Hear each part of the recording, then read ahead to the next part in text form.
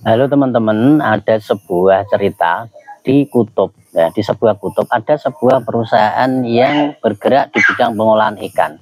Nah, di sana limbah-limbah dibuang ya, dan para anjing-anjing laut itu pada senang makan itu. Tapi pada akhirnya anjing-anjing laut itu tidak bisa mandiri, mereka tidak bisa mencari makan sendiri, daya insting mereka mati.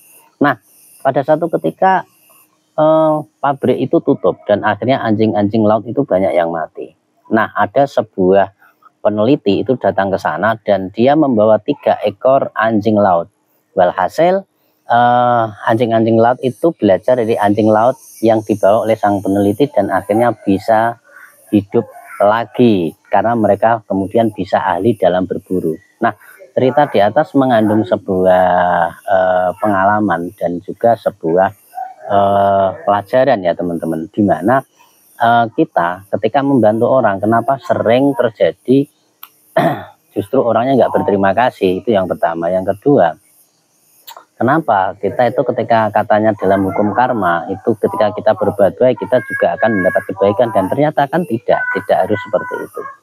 Sering kali kita justru terjebak kepada ikut menanggung karma orang yang kita bantu. Jadi ketika dia punya karma negatif dan kita ikut campur di dalam siklus karmanya dia, bukan kita dapat kebaikan tapi kita ikut menanggung karmanya dia, seperti itu. Kita juga ikut-ikutan negatif. Karena apa? Karena ketika kita itu sering kumpul dengan orang yang tukang mabuk, dia juga akan berpotensi menjadi pemabuk. Beda ketika kita sering kumpul dengan orang yang penjual minyak wangi, kita ikut-ikutan harum. Jadi orang yang menganggap bahwa karma ya, hukum karma, bahwa ketika kita menolong orang kita juga akan ditolong, itu menurut saya tidak terlalu tepat. Kenapa? Karena kita tidak tahu orang itu membawa beban karma yang seperti apa. Ketika kita mendekatinya, ketika kita masuk dalam siklus karmanya dia, kita juga malah ikut menanggung karmanya dia, seperti itu. Kita ikut-ikutan apes ya, dan ini banyak terjadi ya. Nah, yang selanjutnya, yang kedua, kita juga bisa terjadi bantuan kita itu tidak terlalu membuat solusi. Kenapa? Karena seperti pabrik tadi ada membuat si berang-berang atau anjing laut tadi malah tidak mampu untuk mengasah skill berburunya. Akhirnya apa?